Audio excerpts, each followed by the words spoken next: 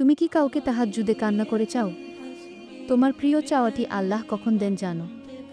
জানলে তুমি অবাক হবেন। ভিডিওটি অনেক বেশি গুরুত্বপূর্ণ, তাই ভিডিওটি না টেনে শেষ পর্যন্ত দেখুন এবং ভিডিওর শুরুতে একটা লাইক দিয়ে বেশি বেশি ফ্রেন্ড অ্যান্ড ফ্যামিলির সাথে শেয়ার করুন। এবং আমার চ্যানেলে নতুন দর্শক হয়ে থাকলে চ্যানেলটি সাবস্ক্রাইব করে পাশে থাকুন আরও নতুন ভিডিও পাওয়ার জন্য। প্রস্তাবনা: রাত যখন নীরব, মানুষ ঘুমিয়ে থাকে, পৃথিবী ঘুমিয়ে পড়ে, তখন মুমিনের অন্তর আল্লাহর কাছে উঠানো হয়। তাহাজ্জুদ রাতের সেই মহিমা, যখন মানুষ বাধ্যতামূলক কাজ থামিয়ে কেবল এক আল্লাহর দিকে মুখ করে।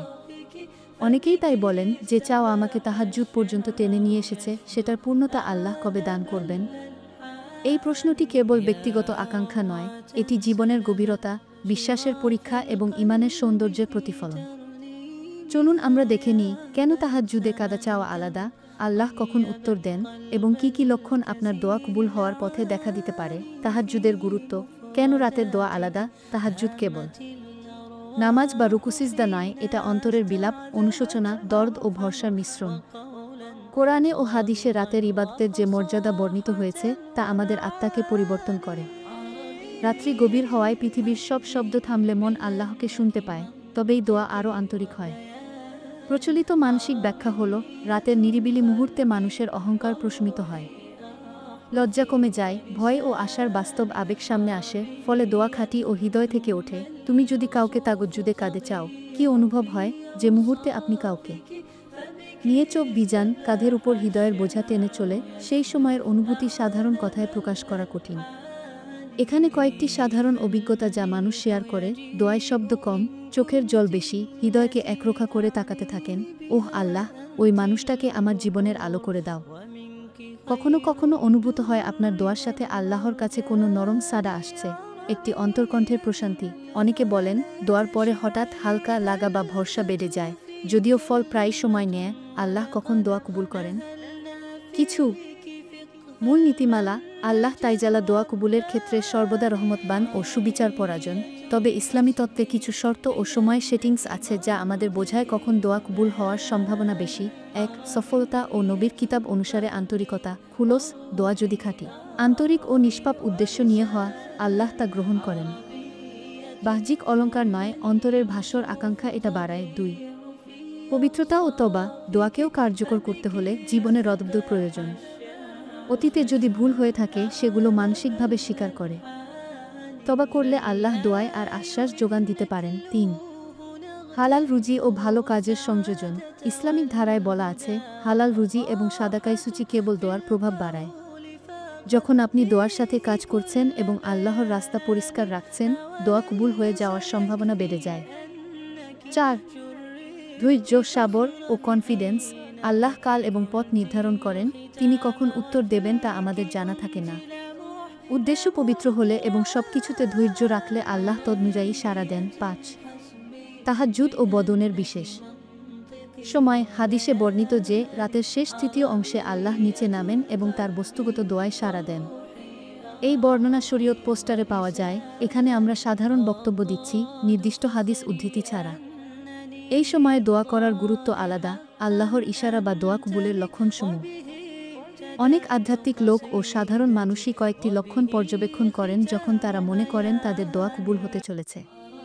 এই লক্ষণগুলো সচেষ্ট আগাম খবর নয়, কিন্তু মাঝে মাঝে আল্লাহর রহমত প্রকাশ পাওয়ার পূর্বাভাস হিসেবে অভিজ্ঞতা করা যায়।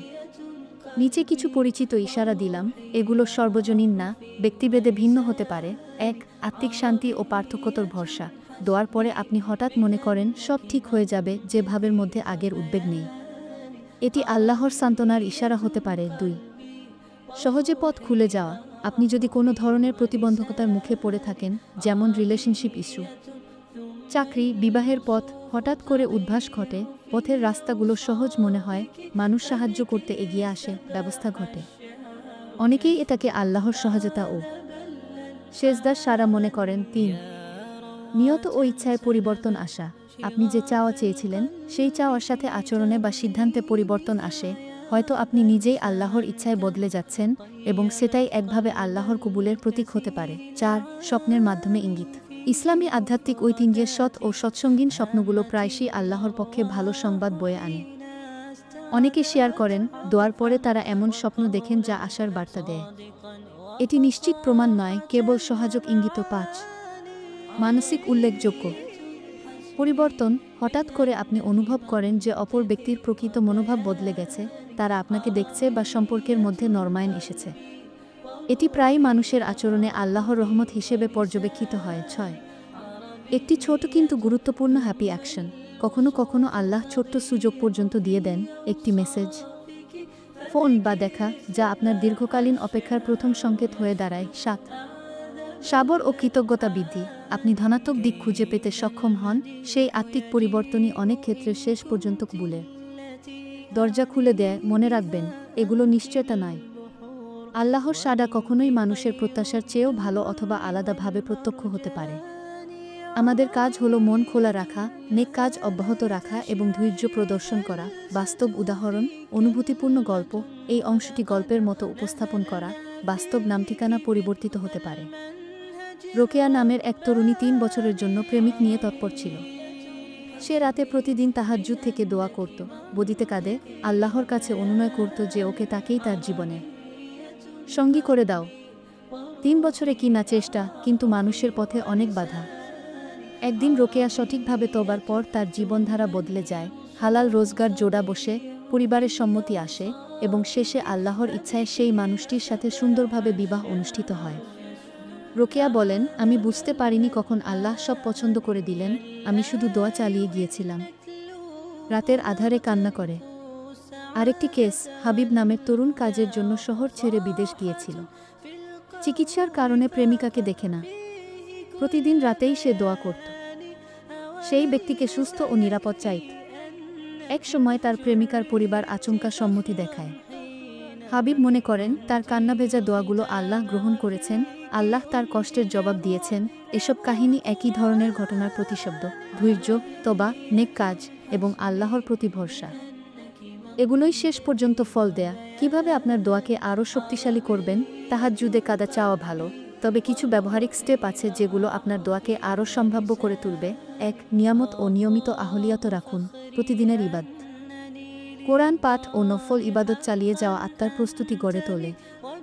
রোজার ইবাদত ও দানশতকাও দোয়ার প্রভাব বাড়ায়। 2 সত্যিকারের তওবা। যদি আপনাদের জীবনপথে ভুল অপ্রীতিকর কাজ থেকে থাকেন, সেগুলো স্বীকার করে আল্লাহর কাছে ফিরে আসুন।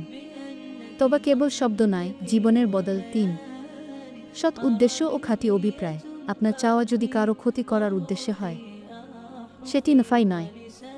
আল্লাহ নিয়ে এমন দোয়া যা মানুষের কল্যাণে এবং আল্লাহর রাস্তা উন্নত করে। 4 বড় আশা না রেখে ছোট ছোট কাজে প্রতিফলন দিন, দোয়ার সাথে কাজ করুন। পেশাগত দক্ষতা বাড়ান, সম্পর্ক সুন্দর করুন, পরিবারকে সম্মতি নিশ্চিত করুন। আল্লাহ প্রায় মানুষের প্রচেষ্টার মধ্য দিয়ে আশীর্বাদ উত্থাপন করেন। 5 ধৈর্য বজায় রাখা ও কৃতজ্ঞতা প্রকাশ। দোয়ার পরে যখনই ছোটখাটো সদিচ্ছা আসে, তার জন্য কৃতজ্ঞতা প্রকাশ করুন। কৃতজ্ঞতাই রহমত বাড়ায়। 6 ন্যূনতম অশ্লীলতা ও পাপ থেকে দূরে থাকা। আপনার দোয়া হলে আল্লাহর নৈকট্য বজায় রাখুন, অপব্যবহার বা পাপের পথে যাবেন না। দোয়া না পাওয়ার মেয়াদ কেন কখনো না মিলতে পারে। কখনো কখনো আমরা দীর্ঘ সময় ধরে দোয়া করি, কিন্তু ফল মেলে না। এ সময় আমরা হতাশ হই। কয়েকটি সম্ভাব্য কারণ হতে পারে। আল্লাহ জানেন সেই জিনিস আমাদের জন্য ক্ষতিকর, তাই তিনি তা দিচ্ছেন না।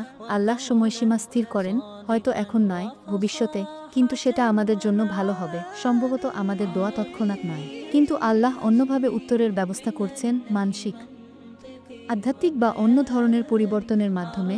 আমাদের দোয়ার উদ্দেশ্য যদি অবৈধ বা অন্যের ক্ষতি করার উদ্দেশ্যে হয়, আল্লাহ তা গ্রহণ করেন না। এইসব অবস্থায় ধৈর্য, স্বীকারোক্তি ও বিশ্বাস অত্যন্ত জরুরি। উপসংহার, শেষ কথা ও আহ্বান, তাহাজ্জুদে কান্না করে দোয়া করা, এটি ভীষণ পবিত্র ও মানবিক অভিজ্ঞতা।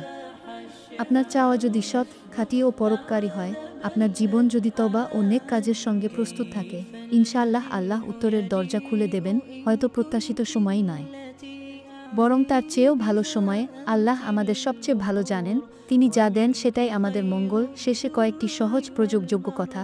প্রতিদিন রাতে অন্তত কয়েক রাকাত নফল পড়ুন এবং কোরআন তেলাওয়াত করুন। দোয়ার আগে হৃৎপিণ্ড শান্ত করে, সঠিক নিয়ত করে, পরিষ্কার ইচ্ছা নিয়ে দোয়া করুন। দোয়ার পরে ধৈর্য রাখুন, কৃতজ্ঞ থাকুন এবং নেক কাজ চালিয়ে যান। ইচ্ছা করলে নিজের জন্য স্মারক লিখে রাখুন, যেদিন আল্লাহ উত্তর দিলেন, কৃতজ্ঞতা প্রকাশের জন্য তা দেখবেন।